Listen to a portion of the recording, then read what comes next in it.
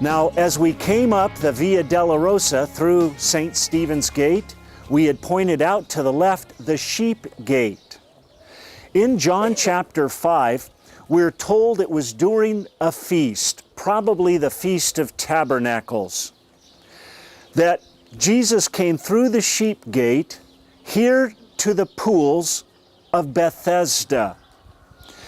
There were great multitudes of people that gathered around these pools of Bethesda. For when the angel appeared, there was a stirring of the water, and all of their illnesses, their infirmities were healed, the first person that got into the pool.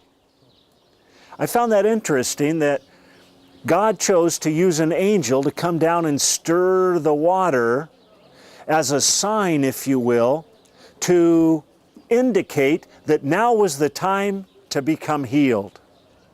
An angel. God oftentimes uses angels to minister to us.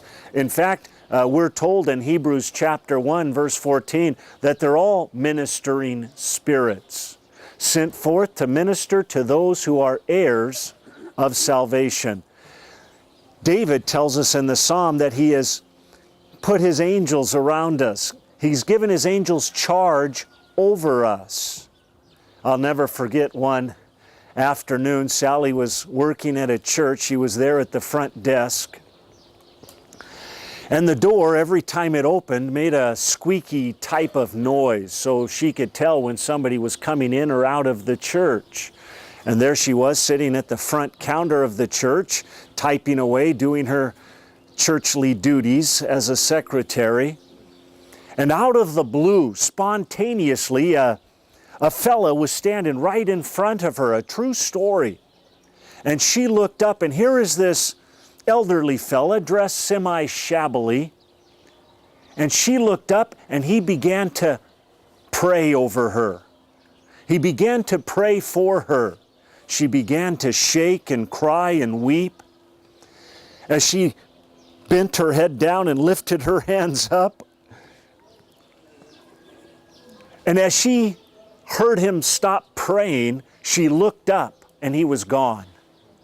Miraculously, instantaneously. An angel, I believe, appeared to her, ministering to her. That's why the writer of the Hebrews tells us that we should entertain strangers.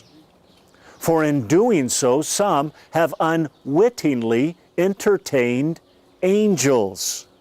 And friends, that should speak volumes to us today, because we have a tendency to minister to people based on who they are or what they look like. Hey, if they look like us, if they smell like us, we have no problem ministering to them, amen? But you know, if there's some variation, if they don't look quite right, if they don't smell quite right, we have a tendency to turn our back and say, well, you know, that's for somebody else. Hey, be careful. You never know who you're ministering to. You never know who God sent to minister to you. And oftentimes, I believe we pass up opportunities to be ministered to because we are not willing to minister. And Jesus, on this particular occasion, came here to the twin pools of Bethesda. For great multitudes were here, waiting for the angel to come down to stir the water. Well, on this one particular occasion, there was a fella who had an infirmity for 38 years, the Bible tells us. 38 years he was incapacitated. He was sitting here at the pools of Bethesda, waiting for the waters to stir, but you see, he had a problem. He couldn't get into the pool. And here comes Jesus walking along one day, and he stops and turns to this one particular man out of the great multitudes that were here in the courtyarded area. And he asked the man a very interesting question. He said in John chapter 5, he said, "Do you want to be healed?" Now, I would imagine the guy probably popped his cork at that and thought, are you kidding me? What kind of question is that? What kind of question are you asked? Do I want to be healed? Why would I be here? You follow me? It was a simple question. It was a yes or no question, by the way. But the man's response was intriguing. The man said, "For I have no one to put me into the water." That wasn't what Jesus asked. He said, "Do you want to be healed?" Why would Jesus ask that question of a man who the answer would be obvious? I have to believe it was because Jesus wanted to get this man's eyes off of the pool and on to Him. Get your eyes off of the water. You've been here 38 years and it hasn't helped you yet.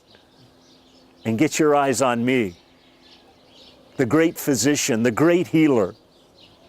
And I fear oftentimes we fall into the same trap, the same category, the same problem.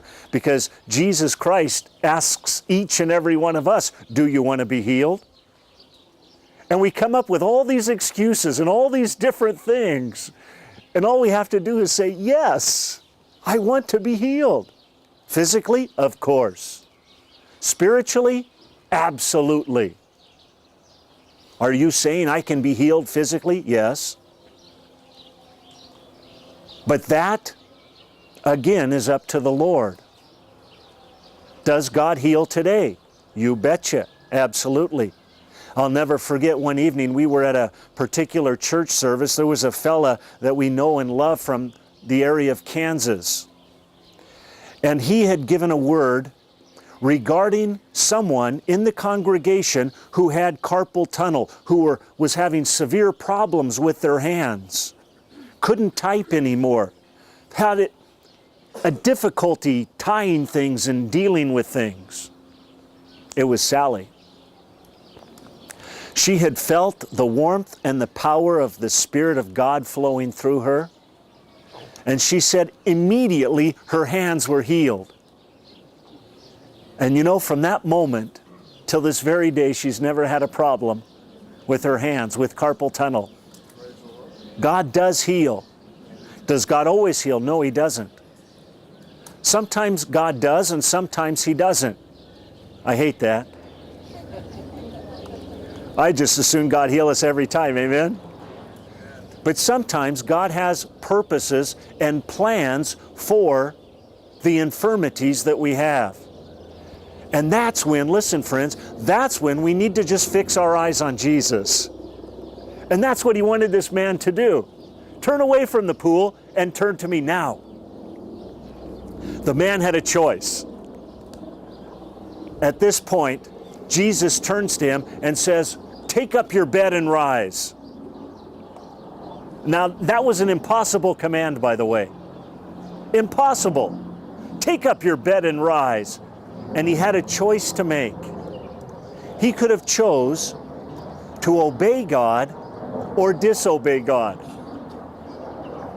And so too it is with us. God gives all of us choices, but the good news for you, for me, is that whenever God gives us a command, He will always enable us to fulfill that command. He'll always empower us and equip us to do that which He has called us to do. And oftentimes there are tasks that are set before us that look impossible, insurmountable. And Jesus says, "This is what I want you to do." And you're saying, "Lord, come on. Are you sure? I mean, it's beyond. It's too much." Are you kidding me? With God, all things are possible. And this man made a choice. He made a choice to be obedient to the command of Jesus Christ. For you see, when Jesus said, "Take up your bed and walk," in the Greek text, that's an imperative. It wasn't optional, it was a command. And he was obedient to the commands of Jesus Christ, and by his obedience, I believe he was empowered to obey that very command. And he stood up and he began to walk. And friends, that's the kind of business that Jesus is in. The business of healing. The business of doing the impossible. Physically, yes. Spiritually, unquestionable. No doubt. And here we are. in the exact spot, the very ruins of the twin pools of Bethesda. And I would say to each and every one of us today that we would get our eyes off of whatever we think is going to help us, whatever we believe is going to come under us, and get our eyes on Jesus Christ, the author, the finisher of our faith, the healer of our body and spirit.